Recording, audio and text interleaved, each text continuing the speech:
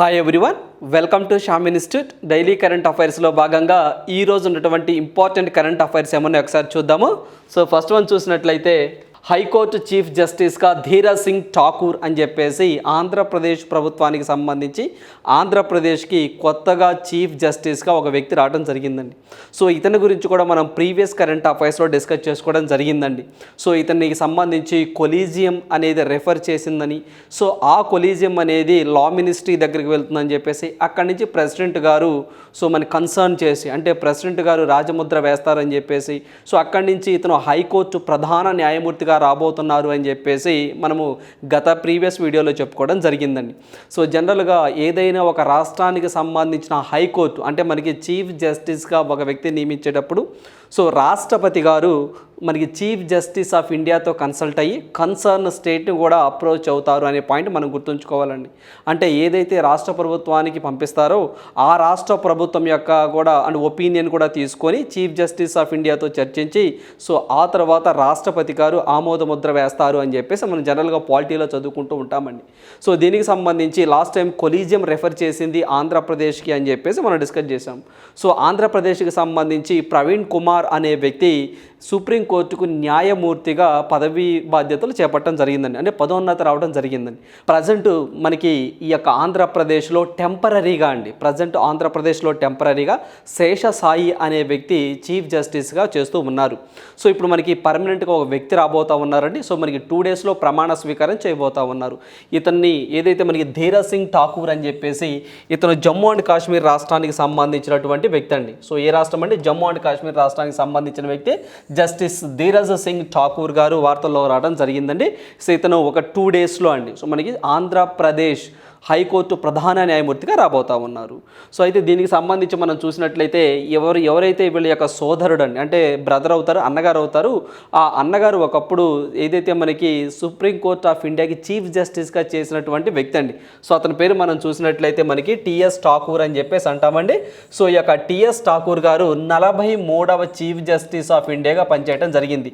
వీళ్ళ యొక్క బ్రదర్ అండి, వీళ్ళ యొక్క బ్రదరే మనము ధీరజ్ సింగ్ ఠాకూర్. సో అతన్ని మనము టీఎస్ ఠాకూర్ అని చెప్పేసి పిలుస్తాం. సో అతను 43వ చీఫ్ జస్టిస్ ఆఫ్ ఇండియాగా పనిచేసి రిటైర్మెంట్ అయ్యారండి 2015వ సంవత్సరంలో. వాళ్ళ యొక్క తమ్ముడే ప్రజెంట్ మనకు ధీరజ్ సింగ్ ఠాకూర్ ఆంధ్రప్రదేశ్ హైకోర్టుకి చీఫ్ జస్టిస్గా రాబోతూ ఉన్నారు. సో ఆల్రెడీ కొలీజియంకు సంబంధించి కూడా రెఫర్ చేశారు, రాష్ట్రపతి దానికి ఆమోద ముద్ర కూడా వేయటం జరిగింది. సో అందువల్ల న్యూస్లో రావడం జరిగిందండి. ఏ రాష్ట్రం అని చెప్పేసి అడుగుతారు, గుర్తుంచుకోండి. అదేవిధంగా మన ఆంధ్రప్రదేశ్కి సంబంధించి గవర్నర్గా వచ్చినటువంటి వ్యక్తి అండి సో మనకి అబ్దుల్ నజీర్ గారు అండి. అతను ఏ రాష్ట్రానికి సంబంధించిన వ్యక్తి అంటే అతను కర్ణాటక రాష్ట్రానికి సంబంధించిన వ్యక్తి. హైకోర్టు చీఫ్ జస్టిస్గా రాబోతున్నటువంటి వ్యక్తి అయితే మాత్రం జమ్మూ అండ్ కాశ్మీర్ రాష్ట్రానికి సంబంధించినటువంటి వ్యక్తి. ఇలా కూడా ఎగ్జామ్ పాయింట్ ఆఫ్ వ్యూ అడగడానికి ఆస్కారం ఉంటుందండి. సో ఈ పాయింట్లు మనం డిస్కస్ చేసేటప్పుడు సో ఆంధ్రప్రదేశ్ హైకోర్టు గురించి కూడా మనం ఖచ్చితంగా ఎగ్జామ్ పాయింట్ ఆఫ్ వ్యూలో తెలుసుకోవాలండి. అంటే ఆంధ్రప్రదేశ్ విడిపోయిన తర్వాత అంటే తెలంగాణ అండ్ నవ్యాంధ్రప్రదేశ్గా విడిపోయిన తర్వాత ఏపీ హైకోర్టును ఎప్పుడు స్థాపించారు అని చెప్పేసి ఎగ్జామ్లో అడగడానికి ఆస్కారం ఉంటుంది. ఇప్పటి వరకు ఎంతమంది చీఫ్ జస్టిస్లుగా పనిచేస్తున్నారు నవ్యాంధ్రప్రదేశ్ కండి అంటే విడిపోయిన తర్వాత, స్టేట్ విడిపోయిన తర్వాత 2014 తర్వాత ఇప్పటి వరకు ఎంతమంది హైకోర్టుకి మనకి చీఫ్ జస్టిస్గా వచ్చున్నారు, ఇతను ఎన్నోవ వ్యక్తి అని చెప్పేసి కూడా ఎగ్జామ్లో అడగడానికి ఆస్కారం ఉంటుంది. లేకపోతే వాడు టెన్యూర్స్ ఇచ్చి ఎవరైతే ఇప్పటిదాకా చీఫ్ జస్టిస్గా ఆంధ్రప్రదేశ్ చీఫ్ జస్టిస్గా చేసినటువంటి వ్యక్తులు టెన్యూర్స్ ఇచ్చి మ్యాచ్ ద ఫాలోయింగ్ అని చెప్పేసి ఎగ్జామ్లో అడగడానికి ఆస్కారం ఉంటుంది. ఆ బ్యాక్గ్రౌండ్ కూడా ఒకసారి చూద్దామండి. ఇది మనం చూసినట్లయితే మనకి 2019 జనవరి 1వ తారీఖున ఆంధ్రప్రదేశ్ అంటే నవ్యాంధ్రప్రదేశ్ హైకోర్టును నేలపాడు అనే ఒక గ్రామం ఉంటుందండి అమరావతి దగ్గర, అక్కడ ప్రారంభించడం జరిగిందండి. చాలా చాలా ఇంపార్టెంట్ అండి. 2019 జనవరి 1వ తారీఖున నేలపాడు అనే గ్రామం దగ్గర ఏపీ హైకోర్టును ప్రారంభించడం జరిగింది. సో అదేవిధంగా ఈ యొక్క నేలపాడు హైకోర్టు సో సంబంధించి దీన్ని మనం ఆంధ్రప్రదేశ్లో 2019 జనవరి 1న ప్రారంభించడం జరిగింది. సో ప్రారంభించినప్పుడు ఫస్ట్ మనకి యాక్టింగ్ చీఫ్ జస్టిస్గా అండి, అంటే టెంపరీగా ఒక వ్యక్తి నియమించడం జరిగిందండి, టెంపరీగా. సో అతని పేరేంటో ఒకసారి చూద్దామండి. టెంపరీగా చూసినట్లయితే ప్రవీణ్ కుమార్ అనే వ్యక్తి అండి, ప్రవీణ్ కుమార్ అనే వ్యక్తిని acting chief justice of Andhra Pradesh అంటే టెంపరీగా నియమించడం జరిగిందండి. సో అతని పేరేంటంటే ప్రవీణ్ కుమార్. అతన్ని 2019 జనవరి 1వ తారీఖు నుంచి 2019 అక్టోబర్ 6వ తారీఖు వరకు ఇతను యాక్టింగ్ సో మనకి సీజేగా పనిచేయడం జరిగిందండి, చీఫ్ జస్టిస్గా పనిచేయడం జరిగింది ఆంధ్రప్రదేశ్కి. సో ఆ తర్వాత ఫస్ట్ వ్యక్తి అండి సో మనకి పర్మనెంట్గా, అంటే ఇతను టెంపరీ యాక్టింగ్ అండి. ఆ తర్వాత మనకి మహేశ్వరి, జేకే మహేశ్వరి అనే వ్యక్తి రావడం జరిగిందండి. సో అతను వచ్చేసరికి 2019 అక్టోబర్ 7 నుంచి 2021 జనవరి 5 వరకు చీఫ్ జస్టిస్గా చేస్తున్నారండి ఆంధ్రప్రదేశ్కి సంబంధించి. సో ఫస్ట్ వ్యక్తి ఇతనే గుర్తుంచుకోండి. టెంపరీ అయితే మాత్రం, యాక్టింగ్ అయితే మాత్రం ఇతను, బట్ ఫస్ట్ ఎవరు అంటే మనకి మహేశ్వరి అని చెప్పేసి గుర్తుంచుకోండి. ఆ తర్వాత సెకండ్ వ్యక్తి వచ్చేసరికి మనకి అరూప్ కుమార్ గోస్వామి అని చెప్పేసి ఇచ్చారండి. ఇతను వచ్చేసరికి 2021 జనవరి 6 నుంచి అండి, 2021 జనవరి 6వ తారీఖు నుంచి 2021 అక్టోబర్ 12 వరకు సెకండ్ చీఫ్ జస్టిస్గా రావడం జరిగింది. ఆ తర్వాత మూడవ వ్యక్తి మనకి ప్రశాంత్ కుమార్ మిశ్రా. ఇతనేనంటే రీసెంట్గా మనకి హైకోర్టులో పదోన్నతి పొందడం జరిగింది. సో ఆంధ్రప్రదేశ్ నుంచి మనకి సుప్రీంకోర్టు న్యాయమూర్తిగా పదోన్నతి రావడం వల్ల ఇతను వెళ్ళడం జరిగింది. సో ఇతను అక్టోబర్ 13, 2021 నుంచి మే 28, 2023 వరకు మనకి చీఫ్ జస్టిస్ ఆఫ్ ఆంధ్రప్రదేశ్గా పనిచేస్తున్నారు. సో ఇతను మనకి సుప్రీంకోర్టుకు వెళ్ళిన తర్వాత టెంపరీగా సో మనకి వెంకట శేషసాయి అని చెప్పేసి ఆయన మే 19, 2023 నుంచి కొనసాగుతూ ఉన్నారు. ఇతను కూడా యాక్టింగేనండి. సో మనకి యాక్టింగే ఇతను అంటే టెంపరీ. సో ఇతను టెంపరీయే. సో మామూలుగా అయితే మాత్రం ఎంతమంది చీఫ్ జస్టిస్ ఇప్పటి వరకు ఆంధ్రప్రదేశ్లో పనిచేశారంటే మొత్తం ముగ్గురే గుర్తుంచుకోండి. ఒకవేళ వీళ్ళని కూడా కలిపారనుకోండి, యాక్టింగ్ కూడా టెంపరీగా కూడా మొత్తం వచ్చేసరికి 5 గుర్తుంచుకోండి. ఇతనితో అయితే మాత్రం 6 అవుతుంది. ఆ వేరియేషన్ గుర్తుంచుకోండి. సో యాక్టింగ్ టెంపరీగా 2 ఉన్నారు. ఒకటి వచ్చేసరికి ప్రజెంట్ శేషసాయి గారు ఒక ఆయన ఉన్నారు, ఫస్ట్ స్టార్టింగ్లో ప్రవీణ్ కుమార్ గారు ఒకరు ఉన్నారు. సో వీళ్ళిద్దరిని తీసేస్తే పర్మనెంట్గా సో మనకి వచ్చిన వ్యక్తులు 4 అండి. ఇతను 4వ వ్యక్తి అని చెప్పేసి గుర్తుంచుకోండి. ఓవరాల్గా యాక్టింగ్తో కూడా కలిపి అయితే మాత్రము ఇతను 6వ వ్యక్తి అని చెప్పేసి గుర్తుంచుకోండి. ఆ వేరియేషన్ మీకు తెలిసి ఉండాలండి. ఖచ్చితంగా ఎగ్జామ్ పాయింట్ ఆఫ్ వ్యూ అడగడానికి ఆస్కారం ఎక్కువగా ఉంటుంది. సో ఎందుకంటే వాళ్ళ టెన్యూర్స్ ఇటీవల కాలంలో మనం ప్రీవియస్ పేపర్స్ కానీ ఒకసారి మనం గమనించినట్లయితే సో ఎవరైనా సరే ఒక వ్యక్తుల పేర్లు ఇచ్చి, ఆర్గనైజేషన్ పేర్లు ఇచ్చి, ఇటు టెన్యూర్ ఇచ్చి ఏ టైంలో చేస్తున్నారు మ్యాచ్ ద ఫాలోయింగ్ అని అడుగుతున్న సందర్భాలు ఉన్నాయి. రీసెంట్గా మనకి తెలంగాణకు సంబంధించి కూడా గ్రూప్ 1 ఎగ్జామ్లో UNO సెక్రటరీ జనరల్స్ ఒక సైడ్ ఇచ్చేసరికి ఇంకొక సైడ్ వచ్చేసరికి వాళ్ళ టెన్యూర్స్ టైమ్స్ ఇచ్చాడండి. ఆ ఇయర్స్లో మ్యాచ్ ద ఫాలోయింగ్ అని చెప్పేసి ఇచ్చిన సందర్భాలు ఉన్నాయి. సో అలా అడుగుతున్న సందర్భాలు ఉన్నాయండి. సో అందువల్ల మనం ఖచ్చితంగా గుర్తుంచుకోవాలి. కరెంట్ అఫైర్స్లో దీనికి సంబంధించి సో మనకి ధీరజ్ సింగ్ ఠాకూర్ గారు రావడం జరిగింది. సో ఇతను జమ్మూ అండ్ కాశ్మీర్ రాష్ట్రానికి సంబంధించిన వ్యక్తి. సో దీంతో పాటు ఇంకో పాయింట్ మీరు గుర్తుంచుకోవాల్సిన విషయం ఏంటి అంటే సో వీళ్ళ యొక్క బ్రదర్ చీఫ్ జస్టిస్ ఆఫ్ ఇండియాగా పనిచేస్తున్నారు. అతని పేరే మనకి ధీరజ్ సింగ్ ఠాకూర్ అని చెప్పేసి అంటాము. ఇతను 2015లో 43వ చీఫ్ జస్టిస్ ఆఫ్ ఇండియాగా పనిచేయడం జరిగింది. సో ఇవి కూడా ఇంత కాన్సెప్ట్ మనకి తెలిసి ఉండాలండి. ఇవి చాలా ఇంపార్టెంట్ అండి. సో ఖచ్చితంగా నోట్స్ చేసుకోండి. ఎగ్జామ్ పాయింట్ ఆఫ్ వ్యూలో రానున్న పోటీ పరీక్షలు అడగడానికి ఆస్కారం ఎక్కువగా ఉంటుంది. అదేవిధంగా గవర్నర్స్ గురించి మాట్లాడుకున్నట్లయితే ఆంధ్రప్రదేశ్కి సంబంధించి మనకి ఏదైతే స్టేట్ విడిపోక ముందండి, అంటే ఆంధ్రప్రదేశ్ అండ్ తెలంగాణ విడిపోక ముందు కూడా మనకి ESL నరసింహన్ గారు ఉండడం జరిగిందండి. ఆ తరువాత మనకి బిశ్వభూషణ్ హరిచందన్ గారు రావడం జరిగిందండి స్టేట్ అయితే. ఆ తర్వాత నెక్స్ట్ 2వ గవర్నర్గా మనకి బిశ్వభూషణ్ హరిచంద్ర గారు రావడం జరిగింది. బిశ్వభూషణ్ హరిచందన్ గారి తర్వాత ప్రజెంట్ జస్టిస్ అబ్దుల్ నజీర్ కూడా రావడం జరిగిందండి. ఈ యొక్క జస్టిస్ అబ్దుల్ నజీర్ కర్ణాటక రాష్ట్రానికి సంబంధించిన వ్యక్తి. ఇతను ఎన్నవ మనకి సుప్రీంకోర్టు ఆఫ్ ఇండియా నుంచి అండి, అంటే సుప్రీంకోర్టులో న్యాయమూర్తిగా పనిచేసి వచ్చినటువంటి వ్యక్తి. సో ఈ యొక్క జస్టిస్ అబ్దుల్ నజీర్ అని చెప్పేసి గుర్తుంచుకోండి. అదేవిధంగా ఏదైతే మనకి పెద్ద నోట్ల రద్దు అండి, డిమానిటైజేషన్ ఉంటుందో సో దీని మీద తీర్పునిచ్చినటువంటి ఒక ప్యానల్ ఉంటుందండి. ఆ ప్యానల్ కూడా హెడ్ మనకి ఈ యొక్క జస్టిస్ అబ్దుల్ నజీర్ అని చెప్పేసి గుర్తుంచుకోవాలి. రైట్. అదే విధంగా అండి సో ఇది ఒకసారి చూసేటప్పుడు ఒక బ్యాక్గ్రౌండ్ కూడా మనం కొంచెం చూసుకోవాలండి. ఏదైతే మనకి ఆయా రాష్ట్రాల్లో ఉన్నటువంటి హైకోర్టు చీఫ్ జస్టిస్ల యొక్క పదవీ కాలం 62 సంవత్సరాలు. అలా కాకుండా మనకి చీఫ్ జస్టిస్ ఆఫ్ ఇండియా యొక్క టెన్యూర్ వచ్చేసరికి 65 సంవత్సరాలండి. ఆ వేరియేషన్ కూడా మనం గుర్తుంచుకోవాలి. హైకోర్టులకు సంబంధించండి మనకి హైకోర్టుకు సంబంధించి చీఫ్ జస్టిస్ల యొక్క టెన్యూర్ ఎంత సార్ అంటే 62 years. అలా కాకుండా చీఫ్ జస్టిస్ ఆఫ్ ఇండియా అంటే మనకి జనరల్గా సుప్రీంకోర్టు యొక్క న్యాయమూర్తుల పదవీ కాలం ఎంత సార్ అంటే 65 సంవత్సరాలు అనే పాయింట్ కూడా ఇక్కడ మనం గుర్తుంచుకోవాలి.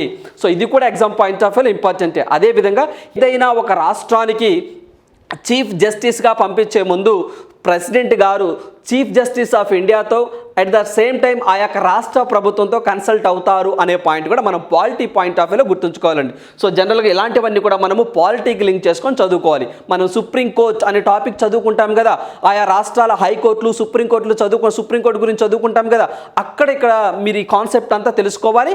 అదేవిధంగా ఆంధ్రప్రదేశ్ గురించి పర్టికులర్గా వీళ్ళ టెన్యూర్ కూడా మనం తెలుసుకోవాలి. రైట్, సో నెక్స్ట్ వన్ చూద్దాము. సో నెక్స్ట్ వన్ చూసినట్లయితే 4 new chief justices appointed in the high courts of Gujarat, Kerala, Telangana and Odisha అని చెప్పేసి మనకి 4 స్టేట్లకు సంబంధించండి, గుజరాత్, కేరళ, తెలంగాణ అండ్ ఒడిషా. సో వీళ్ళ యొక్క చీఫ్ జస్టిస్, సో మనకి హైకోర్టు ప్రధాన న్యాయమూర్తులుగా ఒక 4 రావడం జరిగిందండి. ఇది మనం చూసినట్లయితే ఇతను మీరు ఫస్ట్ ఇతను పిక్ చూస్తున్నారండి, ఇతను తెలంగాణ చీఫ్ జస్టిస్గా రావడం జరిగిందండి. మీ అందరికీ తెలిసిందే తెలంగాణకు సంబంధించండి. సో మనకి ఏదైతే ఉజ్జల్ బుయాన్ గారు అని చెప్పేసి ఇతను కూడా అంతకుముందు తెలంగాణ హైకోర్టుకు చేస్తున్నారండి చీఫ్ జస్టిస్గా ఉజ్జల్ బుయాన్ గారు. ఇతను ఈ ఉజ్జల్ బుయాన్ గారిని కూడా మనకి సుప్రీంకోర్టు న్యాయమూర్తిగా పదోన్నతి రావడం జరిగిందండి. సో అందువల్ల అతని ప్లేస్లోకి ఈ యొక్క ఉజ్జల్ బుయాన్ ప్లేస్లోకి ప్రజెంట్ మనకి తెలంగాణ చీఫ్ జస్టిస్గా మనకి ఎవరు వచ్చారు సార్ అంటే అలోక్ అరేదే అనే వ్యక్తి వచ్చారండి. సో మనకి అలోక్ అరాధే, సో మనకి అరాధే అనే వ్యక్తి రావడం జరిగింది. అదేవిధంగా మనకి ఇతను మనం చూసినట్లయితే మనకి ఇతను వచ్చేసరికి ఏదైతే మనకి ఒడిషా అండి, సో ఇతను ఒడిషాకి సంబంధించిన వ్యక్తి అండి. సో ఒడిషా చీఫ్ జస్టిస్గా మనకి సుభాషిష్ ఓకే తాళపత్ర అనే వ్యక్తి రావడం జరిగిందండి. సో సుభాషిష్ తాళపత్ర అనే వ్యక్తి రావడం జరిగిందండి. సో ఈమె లేడీ వచ్చేసరికి గుజరాత్ అండి. సో వచ్చేసరికి సునీత అగర్వాల్ అండి. సునీత అగర్వాల్ గారు గుజరాత్కి సంబంధించి రావడం జరిగిందండి. సో మనకి సునీత అగర్వాల్ అని చెప్పేసి ఉన్నారండి. ఈమె గుజరాత్ హైకోర్టు ప్రధాన న్యాయమూర్తిగా రావడం జరిగిందండి. సో ప్రజెంట్ ఇక లాస్ట్ మీరు ఇక్కడ చూసినట్లు ఇక్కడ కేరళ అండి. సో కేరళకి సంబంధించి జితేంద్ర దేశాయ్ అండి. సో ఎవరండినా సో మనకి జితేంద్ర దేశాయ్ అని చెప్పేసి ఇతను రావడం జరిగిందండి. సో వీళ్ళ 4 కూడా వివిధ రాష్ట్రాలకు సంబంధించి ఏదైతే మనకి హైకోర్టు చీఫ్ జస్టిస్గా రావడం జరిగిందండి. మన ఎగ్జామ్ పాయింట్ ఆఫ్ వ్యూ ఇటీవల కాలంలో సో ఎవరెవరు ఏ హైకోర్ట్స్కి వచ్చారో మనం ఖచ్చితంగా చదువుకోవాలి. ఇటు వచ్చేసరికి రాష్ట్రాలు ఇస్తారు, ఇటు వాళ్ళ పేర్లు ఇస్తారు, మ్యాచ్ ద ఫాలోయింగ్ అని చెప్పేసి అడగడానికి ఆస్కారం ఎక్కువగా ఉంటుంది. సో అందువల్ల ఇందులో మన ఆంధ్రప్రదేశ్ సంబంధించి కూడా ఠాకూర్ గారు కానివ్వండి, ఇప్పుడు తెలంగాణకు సంబంధించి అలోక్ అరాధే గారిని కానివ్వండి, అదేవిధంగా ఇక్కడ మనం చూసినట్లు సుభాషిష్ తాళపత్ర అని చెప్పేసి ఉన్నారండి. సో ఇతను వచ్చేసరికి ఒడిషా చీఫ్ జస్టిస్గా రావడం జరిగింది. అదేవిధంగా సునీత అగర్వాల్ గారు గుజరాత్ చీఫ్ జస్టిస్గా రావడం జరిగిందండి. అదేవిధంగా ఇక్కడ చూస్తే మనకి కేరళకు సంబంధించి చూసినట్లయితే మనకి జితేంద్ర దేశాయ్ గారు కేరళ చీఫ్ జస్టిస్గా రావడం జరిగిందండి. ఉన్న హైకోర్ట్స్ మొత్తంలో ఒకే ఒక్క మహిళ అండి చీఫ్ జస్టిస్గా ప్రజెంట్ ఎవరున్నారు అంటే దట్ ఈస్ గుజరాత్కి సంబంధించి ఒకే ఒక లేడీ అండి. సో చీఫ్ జస్టిస్ ఆఫ్ గుజరాత్గా అండి. సో ఆమె మనకి సునీత అగర్వాల్ అని చెప్పేసి కూడా మనం గుర్తుంచుకోవాలండి. సో ఇందాక మనం చెప్పినట్లు appointed by president of India in the consult of chief justice of India and concern state అని చెప్పేసి కూడా మనం గుర్తుంచుకోవాలి దీనికి సంబంధించి. సో వీళ్ళ పదవీ కాలం కూడా ఎంత మనం డిస్కస్ చేసాం 62 years అండి. సో అదే అంటే వాళ్ళ యొక్క టెన్యూర్ అండి, వాళ్ళ యొక్క రిటైర్మెంట్ ఏజ్ అండి. సో రిటైర్మెంట్ ఏజ్ అనేది 62 years. జనరల్గా దీనికి సంబంధించి మనం చూసినట్లయితే ఏదైతే మనకి చీఫ్ జస్టిస్కి సంబంధించి అయితే మాత్రము సుప్రీంకోర్టులో పనిచేసే వ్యక్తులు అయితే మాత్రం 65 సంవత్సరాలు అని చెప్పేసి ఎంత డిస్కస్ చేయడం జరిగింది. సో వీళ్ళ పేర్లు కూడా గుర్తుంచుకోవాలి మనం ఎగ్జామ్ పాయింట్ ఆఫ్ వ్యూలో. సో నెక్స్ట్ వన్ చూద్దాం. సో నెక్స్ట్ వన్ చూసినట్లయితే దక్షిణాదిలో తలసరి ఆదాయం ఏపీలోనే తక్కువ అని చెప్పేసి మనకి ఏదైతే కేంద్ర గణాంకాల వ్యవహారాల శాఖ మంత్రి ఇంద్రజిత్ సింగ్ గారు వెల్లడించడం జరిగిందండి. సో మనకి దక్షిణ భారతదేశంలో చాలాసార్లు ఎగ్జామ్లో అడిగిన, లాస్ట్ టైం కూడా ఒక ఎగ్జామ్లో అడిగిన సందర్భాలు ఉన్నాయండి. దక్షిణ భారతదేశంలో ఏ రాష్ట్రం తక్కువ తలసరి ఆదాయం అని చెప్పేసి, ఎక్కువగా ఏ రాష్ట్రం అని చెప్పేసి ఇలా అడుగుతున్న సందర్భాలు ఉన్నాయి. సో అందువల్ల మన దక్షిణ భారతదేశంలో అతి తక్కువగా మన ఆంధ్రప్రదేశ్ తలసరి ఆదాయంగా ఉందండి. సో మీ అందరికీ తెలిసిందేనండి. సో తలసరి ఆదాయం అంటే యావరేజ్గా ఒక్కొక్క వ్యక్తి ఒక సంవత్సర కాలంలో ఎంత సంపాదిస్తాడు అని చెప్పేసి అంటామండి. Total income by total population వేస్తేనే మనకి తలసరి ఆదాయం వస్తుంది. జనరల్గా దీన్ని ఎకానమీ లింక్ చేసుకొని చదువుకోవాలండి. సో మనకి ఎకానమీ లింక్ చేసుకొని చదువుకోవాలి. నేషనల్ ఇన్కమ్ అనే ఒక టాపిక్ ఉంటుందండి. ఆ టాపిక్లో మీరు దీన్ని యాడ్ చేసుకొని చదువుకోవాలి. ఆంధ్రప్రదేశ్కి సంబంధించి చూసినట్లయితే ఈ యొక్క తాజా ధరల ప్రకారం అంటే 2022-2023లో 2,19,518 రూపాయలుగా ఉండిందండి. అదేవిధంగా స్థిర ధరల వద్ద సో మనకి స్థిర ధరల వద్ద అది ఎంత ఉంది సార్ అంటే 1,23,526 రూపాయలుగా ఉందండి. సో జనరల్గా స్థిర ధరల్ని ఏ ఇయర్ని బేస్ చేసుకొని క్యాలిక్యులేట్ చేస్తాము అంటే 2011, 2012 బేస్ ఇయర్ చేసుకుంటామండి. 2011, 2012 బేస్ ఇయర్ని బేస్ చేసుకొని మనం యొక్క నేషనల్ ఇన్కమ్ని స్థిర ధరల వద్ద క్యాలిక్యులేట్ చేస్తూ ఉంటాము. సో ఇది జనరల్గా ఎకానమీ పాయింట్ ఆఫ్ వ్యూలో చదువుకోవాలి. మీకు ప్రస్తుత ధరలు, స్థిర ధరలు అని చెప్పేసి వస్తుందండి. సో అందువల్ల మనకి ప్రస్తుత ధరల వద్ద ఎంత, అదేవిధంగా స్థిర ధరల వద్ద ఎంత, ప్రజెంట్ మన ఏపీ యొక్క తలసరి ఆదాయం ఎంత అని చెప్పేసి తెలుసుకోవాలండి. సో ఇక్కడ మనం చూస్తే సో ఈ ఫిగర్స్ గుర్తుంచుకోండి. సో మరి వీటితో పాటుగా మరి తెలంగాణ పరిస్థితి చూసినట్లయితే దక్షిణ భారతదేశంలో తెలంగాణనే ఎక్కువగా ఉందండి. సో తలసరి ఆదాయము స్థిర ధరల వద్ద కానివ్వండి, ప్రస్తుత ధరల వద్ద కానివ్వండి తెలంగాణనే ఎక్కువ ఉందండి. అది మనం చూసినట్లయితే తెలంగాణలో ఎంత సార్ అంటే తాజా ధరల వద్ద అండి, ప్రస్తుత ధరల వద్ద అయితే మాత్రము 3,08,732 రూపాయలు అనేది వాళ్ళ ఇన్కమ్గా ఉందండి సంవత్సరానికి. సో తలసరి ఆదాయం. అదేవిధంగా స్థిర ధరల వద్ద చూసినట్లయితే 1,64,657 రూపాయలుగా ఉంది తెలంగాణకు సంబంధించి. అదేవిధంగా కర్ణాటక మనం తీసుకున్నట్లయితే 3,01,673 రూపాయలు అనేది ఉందండి తాజా ధరల వద్ద, ప్రజెంట్ ధరల వద్ద. అదే స్థిర ధరల వద్ద చూసినట్లయితే 1,76,383 ఉందండి. సో ఈ యొక్క వేరియేషన్ చూడండి, దీనికి సో ఇది తక్కువగా ఉంది, ఇది ఎక్కువగా ఉందండి. దేని వద్ద? స్థిర ధరల వద్ద. బట్ మనకి ఎక్కువగా ఎగ్జామ్ పాయింట్ ఆఫ్ వ్యూలో తాజా ధరల వద్దే ఎక్కువ అడుగుతారండి, ప్రజెంట్ ధరల వద్ద ఎక్కువగా అడుగుతూ ఉంటారు. సో అందువల్ల ఇది చూస్తే 3,08,732, ఇది చూస్తే 3,01,673 ఉందండి. ఎక్కువగా ఇదే గుర్తుంచుకోండి, తాజా ధరలే బాగా గుర్తుంచుకోండి. ఆ తర్వాత తమిళనాడు ఉందండి. సో మనకి 2,73,288 రూపాయలుగా ఉంది తాజా ధరల వద్ద. స్థిర ధరల వద్ద చూసినట్లయితే 1,66,463 రూపాయలు అని చెప్పేసి ఉండడం జరిగిందండి. సో అందువల్ల మనం ఎక్కువగా తాజా ధరలే ఎక్కువగా గుర్తుంచుకోవాలి. తాజా ధరలే మనం ఎక్కువగా ఎగ్జామ్ పాయింట్ ఆఫ్ వ్యూలో అడుగుతారు.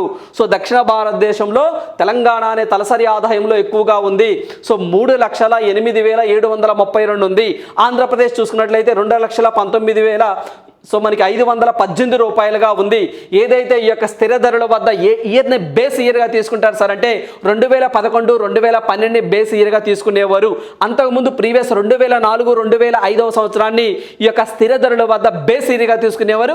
దానిని ఆ తర్వాత కాలంలో 2011, 2012 సో ఆ ధరల ప్రకారం క్యాలిక్యులేట్ చేసేవారు అనే పాయింట్ గుర్తుంచుకోవాలి. మీరు ఎప్పుడైనా సరే ఎకానమీ చదువుతున్నప్పుడు, నేషనల్ ఇన్కమ్ చదువుతున్నప్పుడు ఈ పాయింట్ లింక్ చేసుకొని చదువుకోండి. ఎగ్జామ్ పాయింట్ ఆఫ్ వ్యూలో అడగడానికి ఆస్కారం ఎక్కువగా ఉంటుంది. రైట్. సో నెక్స్ట్ మనం చూద్దాము. సో నెక్స్ట్ మనం చూసినట్లయితే పెరిగిన డ్రోన్ పైలట్లు అని చెప్పేసి ఉంటుందామె. ఇక్కడ మనం చెప్తున్నారండి డ్రోన్ పైలట్లు అని చెప్పేసి మీ అందరికీ తెలిసిందేనండి. సో ఇటీవల కాలంలో డ్రోన్ సెక్టార్సే రాబోయే కాలం అని చెప్పేసి మనం న్యూస్లో చూస్తూనే ఉన్నాం. సో ఏ పనికైనా సరే ఇప్పుడు drones ఉపయోగిస్తున్నామండి.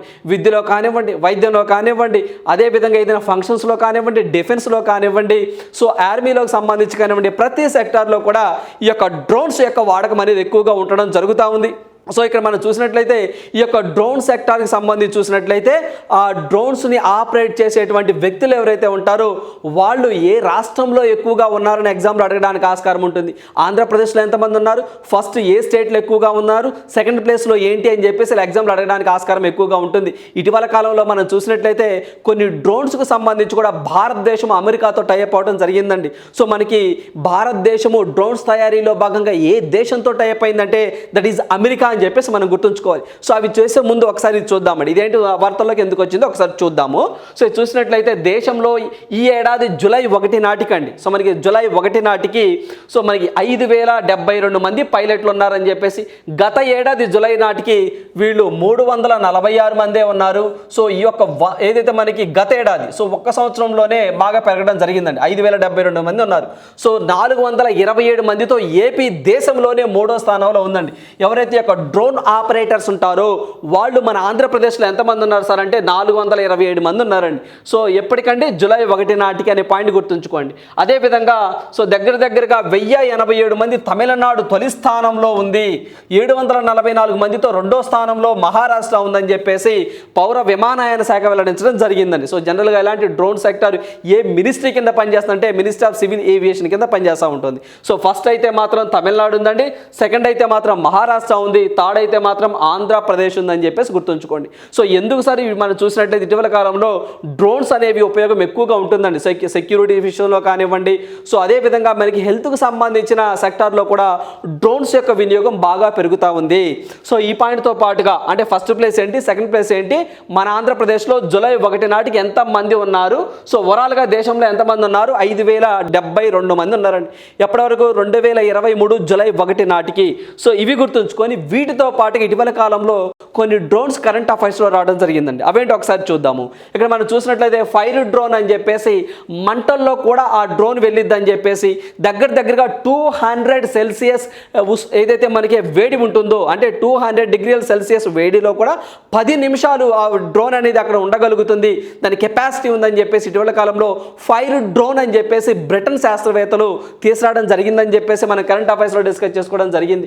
అదేవిధంగానే ఏషియాలోనే first drone delivery hub అని చెప్పేసి హెల్త్ కేర్లో ఉపయోగిస్తున్నారండి. అంటే మెడిసిన్కి సంబంధించి కానివ్వండి, ఏదైనా ఆర్గాన్ ఒక ప్లేస్ నుంచి ఇంకో ప్లేస్కి ఏదైతే ట్రాన్స్పోర్ట్ చేసేటప్పుడు ఈ డ్రోన్స్ని ఎక్కువగా ఉపయోగిస్తున్నారని చెప్పేసి, రోడ్డు ద్వారా వెళ్తే ట్రాఫిక్ ఇబ్బంది అవుతుందని చెప్పేసి డ్రోన్స్ను ఉపయోగిస్తున్న సందర్భాలను మనం చూస్తూ ఉన్నాం. అలా మొట్టమొదటిసారిగా ఆసియాలోనే ఫస్ట్ డ్రోన్ డెలివరీ హబ్ ఎక్కడ పెట్టారు సార్ అంటే దట్ ఈస్ మేఘాలయ గవర్నమెంట్ తీసుకురావడం జరిగింది.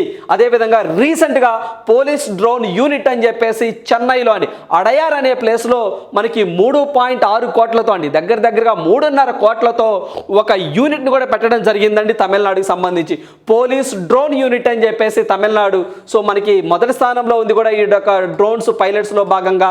సో డ్రోన్కి సంబంధించి చూసినట్లయితే తమిళనాడు ఇటీవల కాలంలో మొత్తం 9 డ్రోన్స్తో మనకి పోలీస్ డ్రోన్ యూనిట్ అని చెప్పేసి అడయార్లో పెట్టడం జరిగింది తమిళనాడుకి సంబంధించి.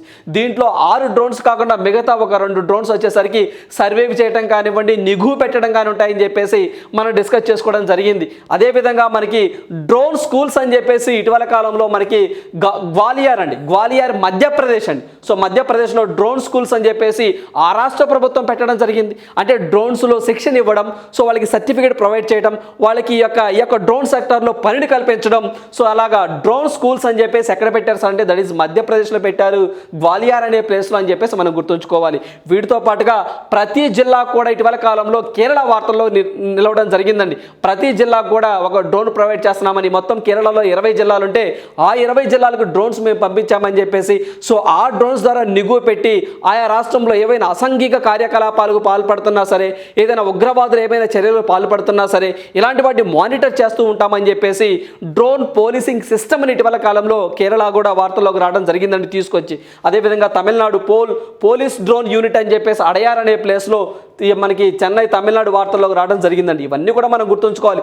వీటితో పాటుగా కేంద్ర ప్రభుత్వం ప్రొడక్షన్ లింక్డ్ ఇన్సెంటివ్ స్కీమ్ అని చెప్పేసి 2020-2021 సంవత్సరానికి ఎవరైతే డ్రోన్స్కి సంబంధించి ఉత్పత్తిదారులు ఉంటారో, ఎవరైతే మ్యానుఫ్యాక్చరింగ్ యూనిట్ చేసే కంపెనీస్ ఉంటాయో ఇలాంటి వాటికి పెట్టుబడి ప్రోత్సాహకాలు ఇస్తామని చెప్పేసి 120 కోట్ల రూపాయల వాటికి కేటాయించాము అని చెప్పేసి మన కరెంట్ అఫైర్స్లో డిస్కస్ చేసుకోవడం జరిగిందండి. సో అదేవిధంగా అంటే డ్రోన్స్ను విడిభాగాలు కానివ్వండి, డ్రోన్స్ తయారు చేసే కంపెనీస్ కానివ్వండి, అలాంటి వాటికి గవర్నమెంట్ సబ్సిడీ రూపంలో కొంత అమౌంట్ ఇస్తూ ఉంటుందండి. అలా గరిష్టంగా ఒక్కొక్క కంపెనీకి 3 కోట్ల నుంచి 5 కోట్ల వరకు అండి రేంజ్ని బట్టి ఇలా ఇస్తుందని చెప్పేసి మొత్తం 120 కోట్లు కేటాయించారని చెప్పేసి మనం ఎకానమీ పాయింట్ ఆఫ్ వ్యూలో దీన్ని మనం చదువుకోవాలి. ఆల్రెడీ మనం డిస్కస్ చేసామండి దీని గురించి కూడా. అదేవిధంగా భారతదేశం ఇటీవల కాలంలో అట్లాంటిక్ జనరల్ అని చెప్పేసి అమెరికాకి సంబంధించిన కంపెనీ అండి, అది డ్రోన్స్ను తయారు చేస్తూ ఉంటుంది. సో దాంతో టైప్ అయ్యాము మన భారతదేశము. సో మనం డ్రోన్స్ను తయారు చేసే విధానంలో భాగంగా. సో ఆ పాయింట్ కూడా ఇక్కడ మనం గుర్తుంచుకోవాల్సినటువంటి అంశాలు. రైట్. సో నెక్స్ట్ వన్ చూద్దాము. సో నెక్స్ట్ వన్ చూసినట్లయితే CSIR. సో మనకి council of scientific industrial research IIM అండి, Indian institute of integrated medicine Jammu's cannabis research project is India's first cannabis medicine project under PPP with the Canadian firm అని చెప్పేసి న్యూస్లోకి రావడం జరిగిందండి. ఏంటి sir ఇదంటే, so మన భారతదేశానికి సంబంధించి council of scientific industrial research అనే ఒక వింగ్ ఒకటి అంది. It is a governmental organisation అండి. దీనికి హెడ్ ఎవరు వచ్చారు సార్ అంటే కలై సెల్వి అని చెప్పేసి తమిళనాడు రాష్ట్రానికి సంబంధించినటువంటి మహిళ అండి. మొట్టమొదటి chairperson of council of scientific industrial research అండి. చైర్మన్ కాదులే కానీ డైరెక్టర్ జనరల్ అని చెప్పేసి చెప్పాలండి. చైర్మన్ అయితే పిఎం గారు ఉంటారు. సో డైరెక్టర్ జనరల్ లేడీ అండి, ఆమె తమిళనాడు రాష్ట్రానికి సంబంధించిన ఆమె కలై సెల్వి. సో ఇది ప్లస్ అదేవిధంగా Indian institute of integrated medicine Jammu's అని చెప్పేసి ఇదొక మేనేజ్మెంట్ అండి. వీళ్ళిద్దరూ కలిసి ఈ రెండు కలిసి కెనడాకి సంబంధించి ఒక కంపెనీ అండి. కెనడాకి సంబంధించినటువంటి మెడిసిన్ ప్రాజెక్ట్ అండి. కెనడాకి సంబంధించిందండి ఇండస్ క్యాన్. సో మనకి ఇండస్ క్యాన్ అని చెప్పేసి ఇండస్ క్యాన్ అండి. సో మనకి ఇండస్ క్యాన్ అని ఒక కంపెనీతో టైప్ అవడం జరిగిందండి. సో ఏ మోడల్లో? పబ్లిక్ ప్రైవేట్ పార్ట్నర్షిప్ మోడల్తో. ఆ కెనడియన్ ఫర్మ్ పేరే ఇండస్ క్యాన్ అని చెప్పేసి అంటాం. ఏంటి సార్ అంటే ఈ కన్నాబీస్ అంటే గంజాయి అండి. అంటే గంజాయిని ఈ యొక్క వైద్యంలో ఉపయోగించడం కోసం అండి. అంటే క్యాన్సర్లో కానివ్వండి, మూర్ఛ వ్యాధి కానివ్వండి, ఇలాంటి కొన్ని వ్యాధులు ఉంటాయండి. ఇలాంటి వ్యాధుల్లో ఒక మెడిసిన్గా ఈ యొక్క కెన్నాబీస్, ఈ తెలుగులో అయితే మనం గంజాయి అని చెప్పేసి అంటామండి. సో ఈ గంజాయిని పెంచాలనే ఉద్దేశంతో సో కొంత పార్ట్ ఒక ప్రదేశాన్నంతా ఒక రీసెర్చ్, ఒక ఎక్సలెన్సీ లాగా తయారు చేయాలని చెప్పేసి సిఎస్ఐఆర్ వాళ్ళు, ఐఐఎం వాళ్ళు వీళ్ళు భాగస్వామ్యంతో కెనడా ఫామ్ ఏదైతే ఉంటుందో ఇదొకటి ఇండస్ క్యాన్ వీళ్ళతో టైప్ అయ్యి జమ్మూ అండ్ కాశ్మీర్లో పెట్టబోతా ఉన్నారు. సో కొంత ప్రాంతంలో ఆ పంటను పండించే ప్రయత్నం చేస్తూ ఉన్నారు అని చెప్పేసి గుర్తుంచుకోండి. సో ఖచ్చితంగా ఎగ్జామ్ పాయింట్ ఆఫ్ ఇలాంటివి ఎక్కువ ఫోకస్ చేయడానికి ఆస్కారం ఉంటుందండి. ఇటీవల కాలంలో భారతదేశంతో కెనడియన్ ఫర్మ్ ఇండస్ క్యాన్ అనే ఒక కంపెనీ ఈ యొక్క గంజాయి సంబంధించినటువంటి రీసెర్చ్కి సంబంధించిన ఒక ఎక్సలెన్స్ని ఎక్కడ పెట్టబోతుందంటే that is Jammu and Kashmir అని చెప్పేసి గుర్తుంచుకోండి. సో అదేవిధంగా ఇక్కడ మనకి కెన్నాబీస్ వచ్చింది కాబట్టి సో ఈ 2 పాయింట్లు గుర్తుంచుకోండి అండి. ఒకటి CSIR, IIM Jammu and Kashmir, IIM Jammu అని చెప్పేసి చెప్తామండి. సో వీళ్ళు సో ఇండస్ క్యాన్స్ అని చెప్పేసి ఇదొకటి అండి. సో మనకి ఇండస్ క్యాన్స్ అని చెప్పేసి ఇది కెనడాకి సంబంధించిన ఫర్మ్. సో వీళ్ళ భాగస్వామ్యంతోనే మనకి కెన్నాబీస్ మెడిసిన్ ప్రాజెక్ట్ అని చెప్పేసి ఒకదాన్ని చేపట్టడం జరిగిందండి. సో జనరల్గా గంజాయిని మెడిసిన్లో కాకుండా డ్రగ్స్లో కూడా తీసుకుంటారండి. అది చట్టరీత్యా నేరం. సో ఇది వచ్చేసరికి మెడిసిన్లో యూజ్ చేస్తారు. అదేవిధంగా ప్రపంచంలోనే మొట్టమొదటిసారిగా ఈ యొక్క గంజాయి సాగును చట్టబద్ధం చేసినటువంటి దేశం ఏది సార్ అంటే ఉరుగ్వే కంట్రీ అని చెప్పేసి గుర్తుంచుకోండి. ఆసియా ఖండంలో అయితే మొట్టమొదటిసారిగా ఏ దేశము ఈ యొక్క గంజాయి సాగును చట్టబద్ధం చేసింది సార్ అంటే దట్ ఈస్ థాయిలాండ్ అని చెప్పేసి గుర్తుంచుకోండి. మరి మన భారతదేశంలో ఏ రాష్ట్రం మొట్టమొదటిసారిగా గంజాయి సాగుకు చట్టబద్ధత కల్పించింది సార్ అంటే 2017వ సంవత్సరంలో ఉత్తరాఖండ్ రాష్ట్రం అనేది దీనికి చట్టబద్ధత కల్పించింది. ఇటీవల కాలంలో ఏ రాష్ట్ర ప్రభుత్వము ఈ యొక్క గంజాయి సాగుకు చట్టబద్ధత కల్పించిందంటే దట్ ఈస్ హిమాచల్ ప్రదేశ్ అని చెప్పేసి గుర్తుంచుకోండి. 2023లో మన భారతదేశంలో ఉత్తరాఖండ్, హిమాచల్ ప్రదేశ్లో కాకుండా సో ఈ 2 రాష్ట్రాలలో పూర్తిగా ఈ యొక్క గంజాయి సాగును చట్టబద్ధం చేశారు. ఇవి కాకుండా మధ్యప్రదేశ్, ఉత్తరప్రదేశ్, గుజరాత్ ఇలాంటి రాష్ట్రాల్లో కూడా కొన్ని ఏరియాస్లో, రాష్ట్రం మొత్తం కాదండి, కొన్ని ఏరియాస్లో ఈ యొక్క గంజాయి సాగుకు చట్టబద్ధత కల్పించారు అని చెప్పేసి కూడా మనం గుర్తుంచుకోవాలి. వివిధ దేశాలలో కూడా కొన్ని దేశాల్లో ఇలాంటి గంజాయి సాగు చట్టబద్ధత ఉందండి. అంటే మెడిసిన్ పాయింట్ ఆఫ్ వ్యూలో చూసుకుంటే, అంటే మెడికల్ రీసెర్చ్లో చూసుకుంటే ఇలాంటి వాటికి చట్టబద్ధత ఉంది అనే పాయింట్ గుర్తుంచుకోవాలి. ఇదే స్టాండ్ మన ఆంధ్రప్రదేశ్ గురించి మాట్లాడుకున్నట్లయితే సో మనకి ఆంధ్రప్రదేశ్కి సంబంధించి మన రాష్ట్రంలోనికి గంజాయికి అక్రమంగా ఒడిషా నుంచి ఎక్కువగా మన ఆంధ్రప్రదేశ్లోకి వస్తుందండి. సో ఈ యొక్క గంజాయి అక్రమ సాగును, ఈ యొక్క నిల్వను ఆంధ్రప్రదేశ్ పోలీసు వారు ఒక కార్యక్రమం ద్వారా తీసివేయడం జరిగిందండి. అంటే నాశనం చేయడం జరిగింది, కాల్చివేయడం జరిగింది. ఆపరేషన్ పరివర్తనలో భాగంగా చాలా ఇంపార్టెంట్ అండి. ఈ యొక్క ఏదైతే మనకి గంజాయి సాగు అక్రమ రవాణాను నిర్మూలించడం కోసం ఆంధ్రప్రదేశ్ పోలీసు వారు ఆపరేషన్ పరివర్తన అనే కార్యక్రమాన్ని శ్రీకారం చుట్టడం జరిగింది అనే పాయింట్ మనం గుర్తుంచుకోవాలి. ఎక్కువగా మనకి వైజాగ్ సో ఆ ప్రాంతంలో గంజాయి అక్రమంగా సాగు చేస్తున్నారు అని చెప్పేసి మనం గుర్తుంచుకోవాలండి. సో ఇంత కాన్సెప్ట్ మనం గుర్తుంచుకోవాలి. ఇది రీసెర్చ్గా మనకి మెడికల్ ప్రాజెక్ట్ ఏ కంట్రీతో మనము టైప్ అయ్యాము అంటే దట్ ఈస్ కెనడా అని చెప్పేసి గుర్తుంచుకోండి అండి. ఒక మెడికల్ సంబంధించినటువంటి ఒక ప్రాజెక్ట్ని చేపట్టారు, దట్ ఈస్ జమ్మూ అండ్ కాశ్మీర్లో. రైట్. సో నెక్స్ట్ వన్ చూద్దాము. సో నెక్స్ట్ వన్ చూసినట్లయితే ట్విట్టర్ మరోసారి వార్తల్లోకి వచ్చిందండి. సో ట్విట్టర్ ఎప్పుడు వివాదాస్పదంలోనే ఉంటుంది, మీ అందరికీ తెలిసిందే. స్టార్టింగ్లో మనం ఏప్రిల్లో మాట్లాడుకున్నట్టయితే 2023 ఏప్రిల్లో ఈ యొక్క ట్విట్టర్ లోగో ఏదైతే ఉంటుందో ఈ ట్విట్టర్ లోగోని మార్చాడండి ఎలన్ మాస్క్ గారు. సో మనకి అప్పుడు ఏదైతే ఇక్కడ మీరు పిక్లో చూస్తున్నారంటే ఇది వచ్చేసరికి మనకి ట్విట్టర్ లోగో అండి, మనకి బ్లూ కలర్లో ఉంటుందండి. సో ఆ తర్వాత ఈ యొక్క ట్విట్టర్కి సంబంధించి చూసినట్లయితే మనకి ఏదైతే డోజ్ మీమ్ అని చెప్పేసి, సో మనకి డోజ్ మీమ్ అని చెప్పేసి మీమ్ అండి, ఇది ఒక క్రిప్టో కరెన్సీ లాగా ఉంటుందండి. సో ఒక కుక్క డాగ్ ఆకారంలో ఉంటుందండి, తర్వాత మార్చారండి. సో ఈ యొక్క దీని నుంచి ఏదైతే మనకి ట్విట్టర్ బ్లూ ఉంటుందో ఈ యొక్క పక్షి, దీని నుంచి డోజ్ మీమ్ అని చెప్పేసి ఒక బిట్ కాయిన్స్ అండి, క్రిప్టో కరెన్సీ సింబల్ అది కుక్క ఆకారంలో ఉంటుందండి, డాగ్ ఆకారంలో ఉంటుంది, దాన్ని మార్చారు. సో మార్చిన తర్వాత మళ్ళీ ఏం చేశారు, మళ్ళీ ఈ యొక్క సింబల్నే ఉంచారు. సో ఆ తరువాత ఈరోజు ఎక్స్ అని చెప్పేసి దాని యొక్క సింబల్ని మార్చడం జరిగింది. సో ఇది బాగా గుర్తుంచుకోవాలండి. కొత్త లోగోను ఆవిష్కరించిన ఎలన్ మాస్క్ ఈ డిజైన్ను శాన్ ఫ్రాన్సిస్కోలోని ట్విట్టర్ ప్రధాన కార్యాలయంపై దీన్ని చేయడం జరిగిందని చెప్పేసి, అదేవిధంగా ట్విట్టర్ వెబ్సైట్ను కూడా x.comలో అనుసంధానం చేశారు అని చెప్పేసి న్యూస్ రావడం జరిగింది. సో ఇక్కడ మనం చూసినట్లయితే జనరల్గా ఈ యొక్క ఏదైతే మనకి ట్విట్టర్ ఉంటుందో ఈ ట్విట్టర్ని 2006లో స్థాపించడం జరిగిందండి. సో మనకి ఎప్పుడు స్థాపించారు సార్ అంటే 2006లో ట్విట్టర్ను స్థాపించడం జరిగిందండి. సో ట్విట్టర్ని ఎవరు సార్ స్థాపించింది అంటే 4 వ్యక్తులు స్థాపించారండి. సో జనరల్గా మనము జాక్ డోర్సే ఎక్కువగా గుర్తుంటారండి, జాక్ డోర్సే.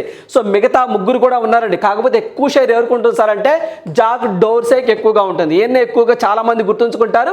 వీటితో పాటుగా వీళ్ళ పేర్లు కూడా గుర్తుంచుకోవాలండి, ఎందుకంటే కొన్ని ఎగ్జామ్లో ఈ క్రింది వాటిలో మనకి ట్విట్టర్ ఫౌండర్స్ కాని వ్యక్తులు ఎవరు అని చెప్పేసి అడగడం జరిగిందండి. సో మనకి జాక్ డోర్సే గారు కానివ్వండి, నోహా గ్లాస్ కానివ్వండి, బిజ్ స్టోన్ కానివ్వండి, ఎలన్ విల్సన్ కానివ్వండి, వీళ్ళు 4 కూడా మనకి ట్విట్టర్ ఫౌండర్స్గా ఉండడం జరిగిందండి. 2006లో దీన్ని స్థాపించారు. సో ఆ తరువాత మనకి $44 బిలియన్ అండి. సో మనకి ఈ యొక్క ట్విట్టర్ని ఎలన్ మాస్క్ గారు బై చేయడం జరిగింది, అంటే కొనుగోలు చేయడం జరిగింది. చాలా చాలా ఇంపార్టెంట్ అండి. ఎన్ని బిలియన్స్కి చేశారు సార్ అంటే $44 బిలియన్ చేయడం జరిగిందండి. సో మనకి ఒక $44 బిలియన్ చేసిన తర్వాత ఆ తర్వాత ఈయన చేతుల్లోకి వచ్చిన తర్వాత ట్విట్టర్ కష్టాల్లోకి వెళ్ళడం జరిగిందండి. సో ఈ యొక్క ట్విట్టర్ సింబల్ ఏదైతే ఉంటుందో దీన్ని డోజ్ మీమ్గా మార్చారు. ఆ తర్వాత ఇప్పుడు ఎక్స్గా పేరు మార్చడం జరిగింది. సార్ ఈ ఎక్స్ అంటే ఏంటి సార్ అంటే ఈ ఎక్స్ అనేది ఒక కంపెనీ అండి. దీన్ని 1999లో ఎలన్ మాస్క్ గారే స్థాపించారండి. ఇది ఒక ఆన్లైన్ బ్యాంక్ అండి, ఇది ఒక ఆన్లైన్ బ్యాంక్. సో ఆ తర్వాత ఈ యొక్క ఎక్స్ యాప్ని దేంట్లోకి విలీనం చేశారు సార్ అంటే పేపాల్ అని చెప్పేసి ఉంటుందండి. మనం ఏదైతే ఫోన్పే ఎలా వాడతామో మనీ ఇండియన్స్ ఉందండి, అట్లా అమెరికా వాళ్ళకి సంబంధించి పేపాల్ అని చెప్పేసి ఒకటి ఉంటుందండి. సో ఆ పేపాల్లోకి మెర్జ్ చేశారు ఈ ఎక్స్ అనే ఒక యాప్ని. ఆ తరువాత మనకి ఎక్స్ యాప్ అని చెప్పేసి, ఎక్స్ డొమైన్ అని చెప్పేసి ఒక యాప్ని తెచ్చారండి. సో ఈ యొక్క ఎక్స్ యాప్ని ఇప్పుడు ట్విట్టర్లో దీంట్లో మెర్జ్ చేశారు. ఆ యొక్క ట్విట్టర్ని దేంట్లో మెర్జ్ చేశారు, ఎక్స్ అనే ఒక యాప్లోకి, అంటే ఒక ప్లాట్ఫామ్లోకి మెర్జ్ చేశారు. ఇప్పటి నుంచి మనము ట్విట్టర్ కాకుండా ఎక్స్ యాప్ అని చెప్పేసి అంటాం అనమాట.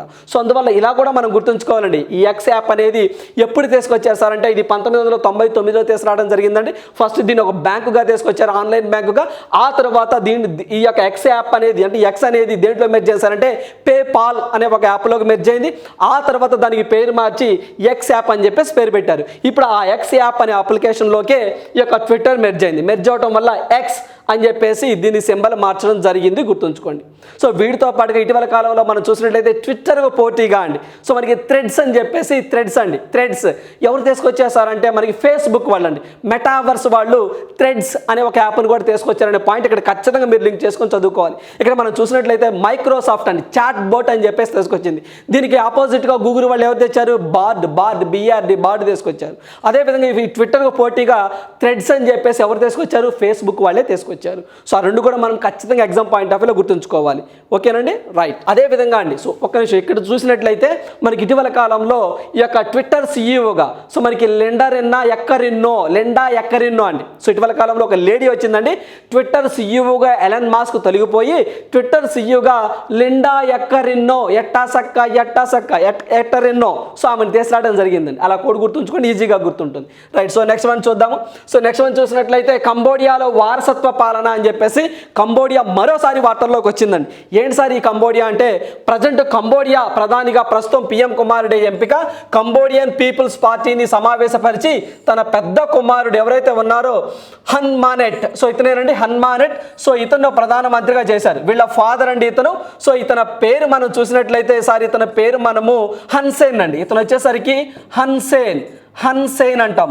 సో ఇతను హన్సేన్ అండి, ఇతను పొలిటికల్ పార్టీ ఏంటంటే కంబోడియన్ పీపుల్స్ పార్టీ. ఇది గెలిచిన తర్వాత ఈ పార్టీకి సంబంధించి ప్రధానమంత్రిగా వీళ్ళ కుమారుడు ఎవరైతే ఉన్నారో హన్ మానెట్ని నియమించడం జరిగింది. అందువల్ల కంబోడియా వార్తల్లోకి రావడం జరిగిందండి. కంబోడియా అనగానే కంబోడియా క్యాపిటల్ మనం చూస్తే మనము నామ్ఫేమ్ అని చెప్పేసి అంటామండి. నామ్ఫేన్ అని చెప్పేసి అంటాము. సో మనకి నామ్ఫేన్ అండి, సో మనకి నాన్ ఫేమ్ అని చెప్పేసి అంటాం. అదేవిధంగా రీల్ అనేది దీని కరెన్సీగా ఉందండి. ఎక్కువగా కంబోడియాలో ఏ మతం ఎక్కువగా ఉంటుంది సార్ అంటే అక్కడ బౌద్ధ మతమే ఎక్కువగా ఉంటుందండి. సో మనకి బౌద్ధ మతమే ఎక్కువగా ఉంటుందండి. బౌద్ధం సో దగ్గరగా 97% అక్కడ బౌద్ధ మతాన్నే పాటిస్తూ ఉంటారనే పాయింట్ గుర్తుంచుకోండి. ప్రపంచంలో ముస్లింలు ఎక్కువగా ఉన్న కంట్రీ ఏంటి సార్ అంటే ఇండోనేషియా. ప్రపంచంలో ముస్లింలు ఎక్కువగా ఉన్న కంట్రీ ఏంటంటే ఇండోనేషియా. సో ఇక్కడ బౌద్ధ మతం 97% ఉంటుందండి. అదేవిధంగా ఈ పాయింట్ చదివేటప్పుడే మనము మన భారతదేశం నుంచి టైగర్స్ని ఏ దేశానికి మనము తరలిస్తున్నాము అంటే మనము మన భారతదేశంలో చీతా సంచరించిపోయినాయి కదా, అంతరించిపోయినప్పుడు మనము ఏదైతే నమీబియా నుంచి సౌత్ ఆఫ్రికా నుంచి చీతాస్ని ఎలా తెచ్చుకున్నామో కంబోడియా దేశంలో పులులు అంతరించిపోయినాయండి, టైగర్స్ అంతరించిపోయాయి. అందువల్ల మన భారతదేశంతో కంబోడియా కంట్రీ టైఅప్ అయ్యి సో పులుల్ని దిగుమతి చేసుకుంటుంది. సో ఈ పాయింట్ చాలా ఇంపార్టెంట్ అండి. సో మన భారతదేశం నుంచి పులుల్ని ఏ దేశానికి మనం తరలిస్తున్నాము ఈ యొక్క రీలొకేషన్లో భాగంగా అంటే దట్ ఈస్ కంబోడియా అని చెప్పేసి గుర్తుంచుకోవాలి. రైట్, ఇవన్నీ కూడా మనం ఎగ్జామ్ పాయింట్ ఆఫ్ లో గుర్తుంచుకోవాల్సినటువంటి అంశాలు. రైట్, సో నెక్స్ట్ వన్ చూద్దాము. సో నెక్స్ట్ వన్ చూసినట్లయితే న్యాయ వ్యవస్థ సంస్కరణ బిల్లుకు ఇజ్రాయెల్ పార్లమెంట్ ఆమోదం అని చెప్పేసి న్యూస్ రావడం జరిగిందండి. మీ అందరికీ తెలిసిందే ఇజ్రాయెల్ ప్రధాని బెంజమిన్ నెతన్యాహు గారు అక్కడ న్యాయ వ్యవస్థకు కొన్ని తీర్మానాలు చేయడం జరిగిందండి. అంటే అంతకుముందు న్యాయ వ్యవస్థ స్వతంత్రంగా ఉండేదండి. అంటే న్యాయ వ్యవస్థలను ఈ యొక్క అధికారులను న్యాయ వ్యవస్థ అధికారులు ఎన్నుకునేవారు. అంటే ఏదైతే మనకి సుప్రీం కోర్ట్ ఆఫ్ ఇజ్రాయెల్కి సంబంధించి ప్రధాన న్యాయమూర్తిగా అక్కడ సపరేట్గా ఒక వింగ్ ఉండేదండి, వాళ్ళు ఎన్నుకునేవారు. కానీ ఇప్పుడు అలా కాదండి. ఏదైతే మనకి ఇలాంటివి హైకోర్ట్స్లో కానివ్వండి, సుప్రీంకోర్టులో కానివ్వండి ప్రధాన న్యాయమూర్తులు ఎన్నుకునే అధికారం ఎవరికి ఉంటుందట?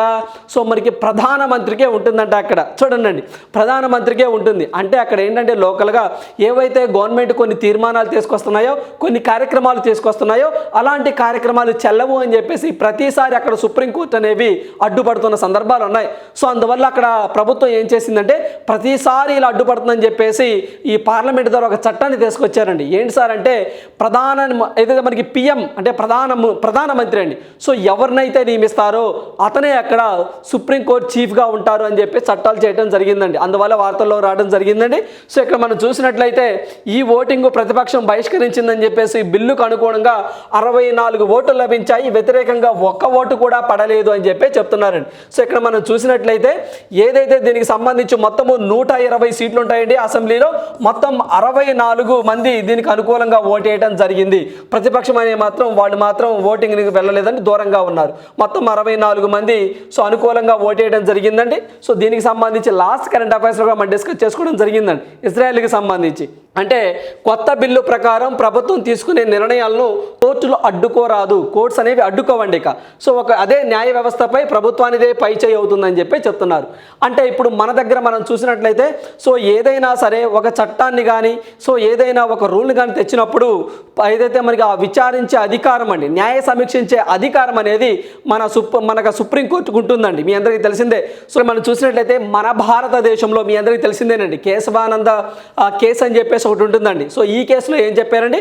సో కేశవానంద వర్సెస్ కేరళ స్టేట్కి సంబంధించి చూసినట్లయితే మనకి ఏదైతే మనకి చట్టాలు చేసే అధికారం పార్లమెంట్కే ఉంది, కానీ సో మనకి రాజ్యాంగానికి సంబంధించిన మౌలిక స్వరూపం దెబ్బతినకూడదు, ఏదైతే దీనికి సంబంధించి న్యాయాన్ని విచారించే అధికారం, న్యాయ సమీక్ష అధికారం మాకుంది అని చెప్పేసి సుప్రీంకోర్టు ఆఫ్ ఇండియా చెప్పడం జరిగిందండి. సో అక్కడ అలాంటి విచక్షణ అధికారాలు కానివ్వండి ఏమీ ఉండవు. సో మొత్తం పార్లమెంట్కే అంటే ప్రభుత్వానికే పైచేయిగా ఉంటుందని చెప్పేసి ఇటీవల కాలంలో చట్టం చేయడం జరిగిందండి. సో అక్కడ ఉన్న యువత దాన్ని అడ్డగిస్తూ ఉన్నారు, కొంత వివాదాస్పదంగా ఉంది. అందువల్ల మనం ఖచ్చితంగా ఇజ్రాయెల్ గురించి ఫోకస్ చేసి చదువుకోవాల్సిందే.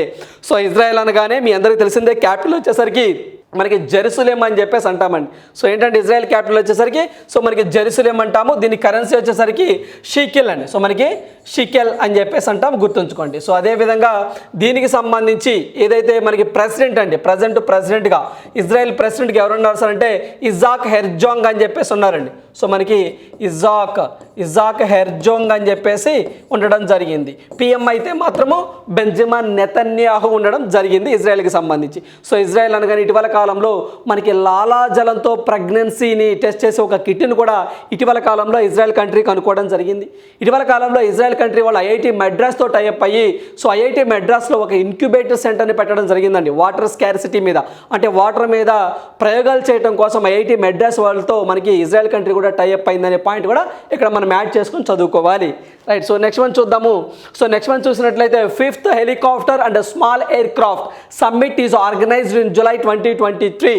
సో మనకి 5th helicopter and small air craft summit so ఎక్కడ జరిగింది అంటే దట్ ఈస్ జూలైలో జరిగిందండి. ఎక్కడ జరిగింది సార్ అంటే మనకి మధ్యప్రదేశ్లో జరగడం జరిగిందండి. సో మనకి మధ్యప్రదేశ్లో ఖజురహో అనే ప్లేస్లో జరగడం జరిగింది.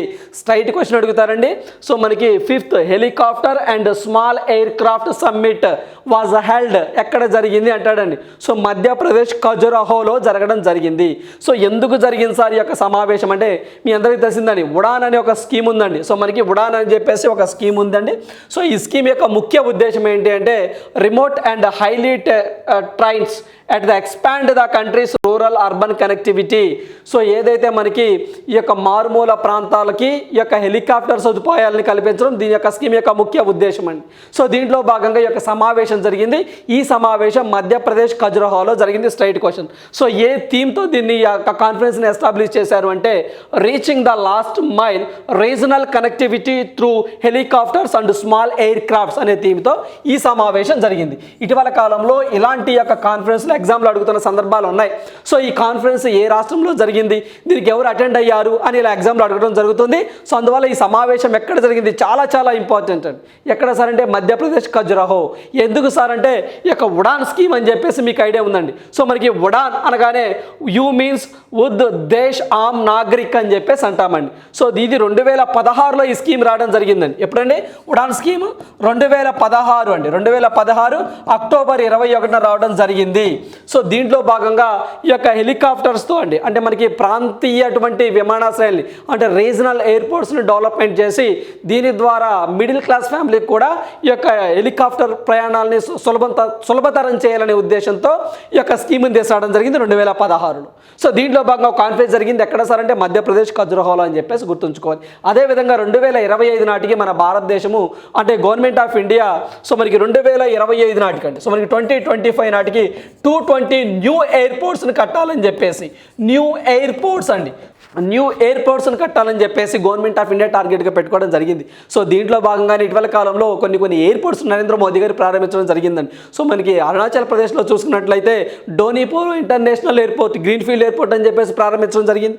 అదేవిధంగా మనకి గోవాలో తీసుకున్నట్లయితే మోపా ఇంటర్నేషనల్ ఎయిర్పోర్ట్ దానికే మనకి మనోహర్ పారికర్ ఇంటర్నేషనల్ ఎయిర్పోర్ట్గా పేరు మార్చడం జరిగింది. అదేవిధంగా మనకి కెంపెగౌడ ఇంటర్నేషనల్ ఎయిర్పోర్ట్ కానివ్వండి, అన్నా ఇంటర్నేషనల్ టెర్మినల్ కానివ్వండి, ఇలాంటివన్నీ ప్రారంభించడం జరుగుతుంది. మన ఆంధ్రప్రదేశ్ విషయం తీసుకున్నట్లయితే మనకి విశాఖపట్నం దగ్గర సో ఆ ఇంటర్నేషనల్ ఎయిర్పోర్ట్ ఫ్యూచర్లో క్లోజ్ చేస్తారండి, భోగాపురానికి షిఫ్ట్ అవుతుందనే పాయింట్ కూడా మనం కరెంట్ అఫైర్స్లో చదువుకోవడం జరిగింది. రైట్, సో నెక్స్ట్ వన్ చూసినట్లయితే క్వశ్చన్ ఫర్ యూ. ఈ ప్రశ్న మీకోసమే. ఇది చూసినట్లయితే భారత రక్షణ మంత్రిత్వ శాఖ సో మనకి ప్రీడేటర్ డ్రోన్ ఒప్పందాన్ని ఏ దేశంతో చేసుకుంది అంటే దట్ ఈస్ అమెరికాతో చేసుకుందండి. ఏ దేశంతో అంటే యూఎస్ఏతో చేసుకుంది, గుర్తుంచుకోండి. సో ఇవన్నీ ఈరోజు ఉన్నటువంటి ఇంపార్టెంట్ కరెంట్ అఫైర్స్. సో ప్రతి ఒక్క అభ్యర్థి కూడా ఖచ్చితంగా ప్రతిరోజు కూడా ప్రతిసారి చెప్తూనే ఉంటామండి. సో ఖచ్చితంగా మెయిన్స్ పాయింట్ ఆఫ్ వ్యూలో కరెంట్ అఫైర్స్ అనేవి 50+ వస్తాయండి. సో మీ విజయంలో ఇవే ఎక్కువగా కీ రోల్ ప్లే చేస్తూ ఉంటుంది. సో ప్రతిరోజు కూడా 1 అవర్ కరెంట్ అఫైర్స్ కేటాయించండి. So thank you, all the best.